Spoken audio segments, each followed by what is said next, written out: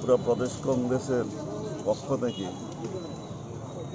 প্রয়াত মহারাজা বীর বিক্রমের 113তম জন্মবার্ষিকী আমরা পালন করছি। আমরা আজকে ওনাকে স্মরণ করছি। আমরা প্রত্যেক বছরের জন্মদিনে এই প্রোগ্রামটা করি।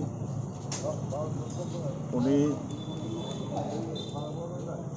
ত্রিপুরার রাজা ছিলেন, জনদরদী রাজা। ত্রিপুরার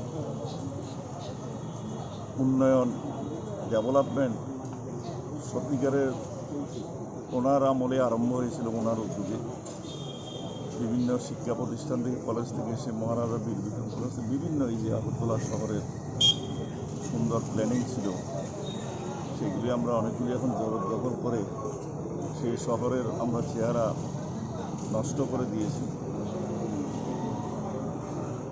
ওনার কালে, ওনার শাসনকালে ত্রিপুরা রাজ্যে সমস্ত সম্প্রদায়ের মানুষ এখানে শান্তিতে বাস করত।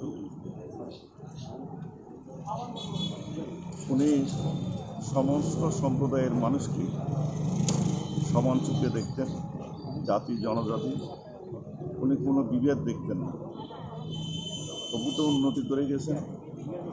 সত্যিকারের রূপকার তিনি, ত্রিপুরার মহারাজা। অল্প বয়সে উনি মারা গেছেন, প্রয়াত হয়েছেন। হয়তো বেঁচে থাকলে ত্রিপুরা রাজ্যের আরও অনেক উন্নতি সাধন করে যেতেন। পরবর্তীকালে সেই কর্মধারা অব্যাহত রয়েছে। ওনাকে তো আমরা হারিয়েছি, কিন্তু ওনাকে স্মরণ করার মধ্য দিয়ে জনজাতিদের মধ্যে যে একটা সম্প্রীতি, সেটা মানুষের কাছে নিয়ে যাওয়া, সেই সম্প্রীতি বজায় রাখা এবং রাজ্যের উন্নয়নে ওনার অবদান, সেগুলিকে স্মরণ করার জন্যই আমরা আজকে ওনার জন্মদিনে আজকে এখানে সমবেত হয়ে ওনাকে শ্রদ্ধা জানিয়েছি।